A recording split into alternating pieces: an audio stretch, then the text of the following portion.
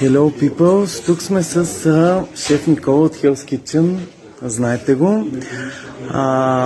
Днес имаше представяне на неговата чисто нова книга с Никола по света. Така, сега да ми обясниш какво е с Никола по света.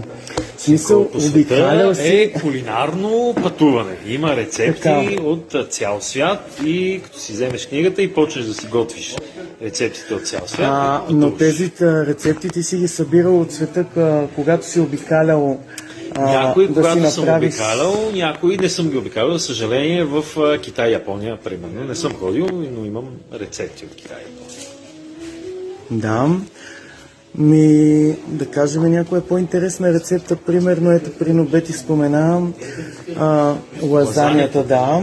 Лазанията е много сполучлива. Разликата е, че бешамела е с много по-малко масло и има котидж в него, за да се постигне така по-гъста консистенция. По принцип, на мен не ми е проблем да ям всичко вредно. И не е здравословно, но е хубаво да се яде здравословно. Опитай я да видиш, че ти хареса много и е по-лека и не ти става тежко.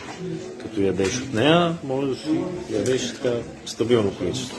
Каква е разликата между тогава тази обикновената лазания, която ние сме свикнали да правим, и тази, която ти предлагаш в тази своя книга?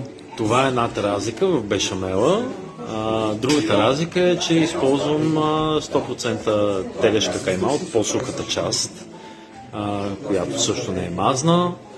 И това са основните разлики. Всъщност в лазанията най-тежкото нещо е голямото количество бешамел и сирена.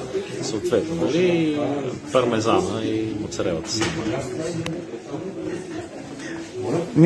Хора, купете си тази книга и прочетете рецепти по света и у нас от шеф Никола от Hell's Kitchen.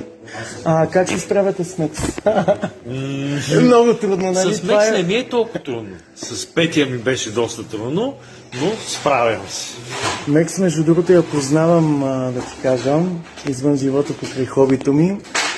Това е много едно чисто емоционално същество, обаче пълно с енергия. Не знаеш какво можеш да очакваш от нея.